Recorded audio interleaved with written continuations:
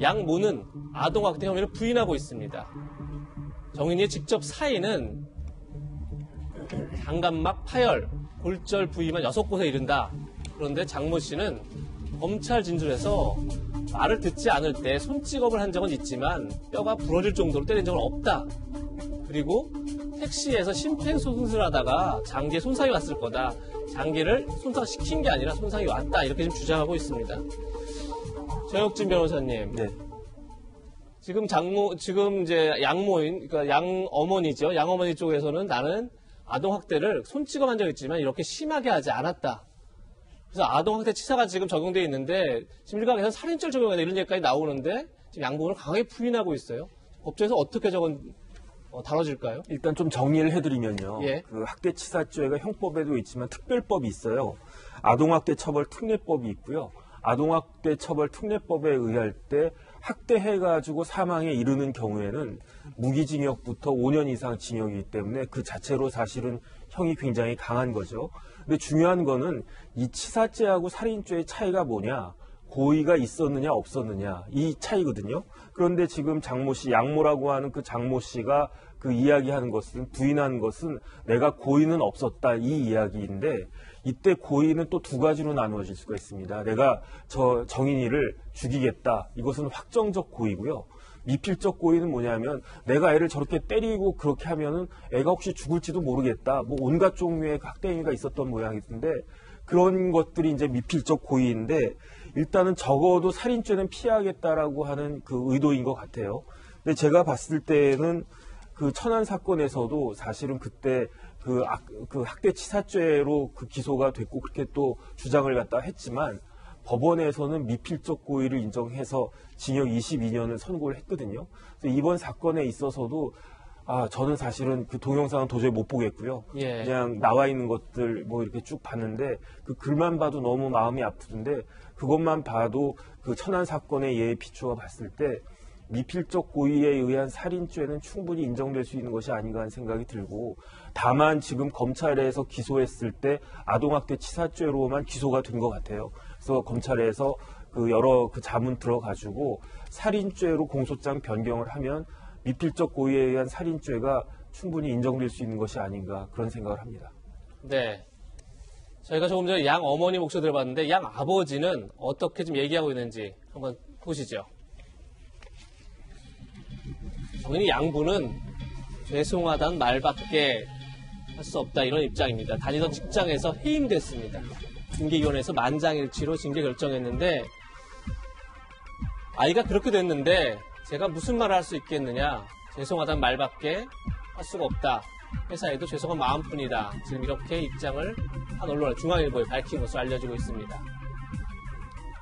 양아버지의 동료들은 이런 얘기를 합니다. 참 차분하고 가정적인 사람이었다. 아이 좋아하고 예민한 아내를 챙겨주는 그런 사람으로 알고 있었는데 사건 이후 다들 많이 놀랬다. 하지만 집안에서 일어난 일을 정말 모를 수 있었을까? 그리고 지금 양 아버지는 양 어머니가 아동학대를 주도했다, 이런 입장인 것 같은데, 이 양 부모의 변호인 얘기도 들어보겠습니다.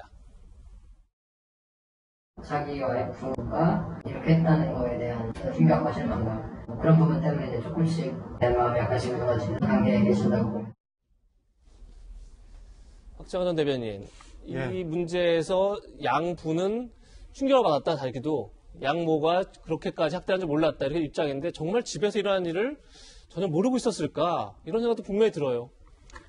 잘 모르겠어요. 그러니까 저희도 뭐 다 아이들 키워봤지만 애들 조금 할 때 보면은 조금만 불편해도 밤새도록 울잖아요. 열 조금만 있어도 뭐 밤새 못 견디고 막 그러잖아요.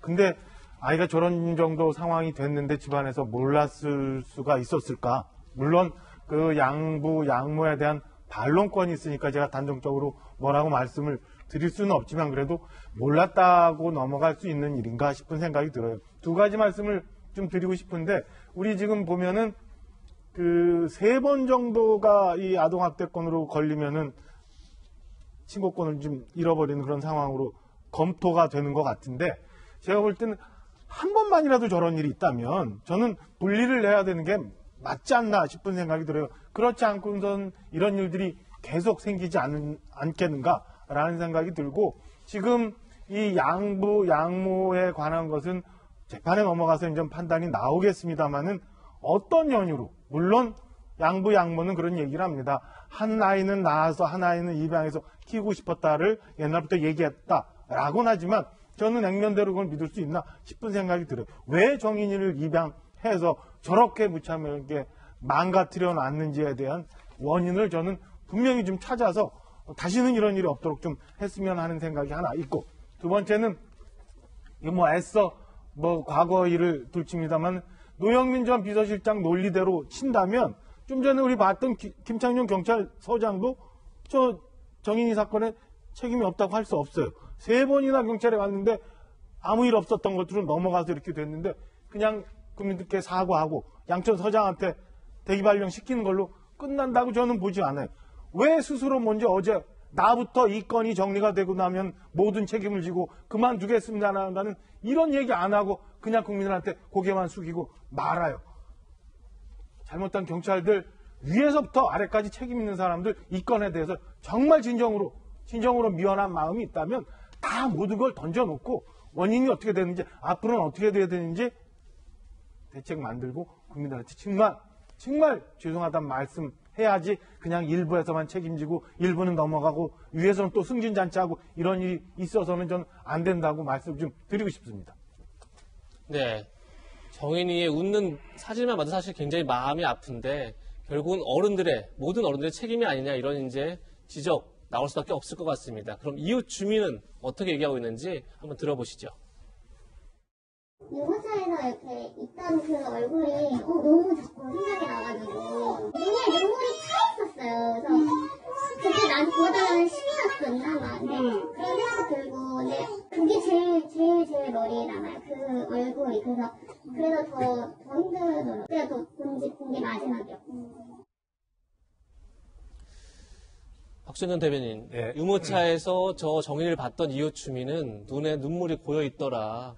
그때 나한테 도와달라는 신호가 아니었나 그런 생각이 들더라 이런 말을 하는데 사실 여러 번 정인이를 도울 기회들이 있었음에도 불구하고 지금까지 돕지 못하다가 결국은 떠나보낼 수밖에 없는 이 상황이 참 이해할 수 없고 마음이 아픈데 어쨌든 여당의 지도부로서 이 사태를 어떤 대책을 가지고 정리를 해야 되는지. 그러니까 지금 계속 이 방송을 함께 하면서 드는 생각은 사람이 먼저다라고 하는 슬로건을 가지고 집권한 문재인 정부의 대통령의 첫 대변인이었고 전 집권여당 소속으로서 너무나 죄송스럽고 부끄럽고 참담합니다. 그리고 이것이 한 번이 아니라 벌써 작년 6월 천안의 사태, 또 창녕의 사태 이런 것이 있는데도 또 발생한 것이 이게 도대체 어떻게 말씀을 드릴 수 있겠습니까? 정말 송구스럽고 죄송하다는 말씀을 반드시 먼저 좀 드리고 싶고요. 지금 앵커께서 말씀하신 대로 경찰이 3번의 기회가 있었는데 그것을 막지 못했다. 그런데 또 충격적으로 우리가 볼 것은 이 문제는 본질이 아동학대이지만 이것이 입양제도의 문제가 함께 있는 두 가지 문제가 동시에 있거든요. 그래서 이제 입양기관의 문제도 함께 제가 지금 말씀을 드려보겠는데 경찰은 3번을 놓쳤고 입양기관은 5번을 놓쳤어요. 제가 볼 때. 예. 간단히 설명을 드리면 먼저 첫 번째로 학대 의심 신고가 접수되어서 입양기관에서 5월 25일 날 가정 방문을 합니다. 그때 아까 소아과 의사 그 기록에 나온 것이 뭐냐면 이 정인이의 배와 허벅지 등에 생긴 멍자국에 대해서 이 양부모가 정확하게 설명을 하지 못한다라고 하는 기록을 남기거든요. 그것이 첫 번째 알고도 못 막은 겁니다. 입양기관도. 그리고 그때부터 한 달 뒤에 아동보호 전문기관이 이 입양기관에 뭐라고 또 얘기를 했냐면 아이가 쇄골이 골절에 깁스가 돼 있다는 것을 입양기관에 통보를 해요. 예. 그런데 저 입양기관은 그거 신고를 받고 양부모하고 그냥 통화만 합니다. 전화통화. 방문을 하지 않고요. 세 번째, 또 아까 우리가 봤습니다만 30분간 자동차에 방치됐다는 신고가 접수돼요. 이게 7월 2일입니다. 그런데 이때 이 입양기관이 가정 방문을 나서지만 사실은 특별한 조치를 하지 않아요. 이때도. 예. 그 다음에 네 번째가 정인이가 이제 체중 감소가 심각했다고 아까 소아과 의사 말씀하셨잖아요. 신고가 됩니다. 그래서 이때 입양기관에서 이걸 알고 있었는데 가정 방문을 하려고 했는데 그 양모가 가정 방문을 거부해요. 그래서 통화만 하고 또 조치를 안 합니다. 예. 그다음에 마지막으로 5번째 10월 3일 날 이 입양기관이 양아버지하고 통화를 하는데 정인이한테 별일 없냐. 그러니까 양아버지 별일 없다 했을 거 아닙니까?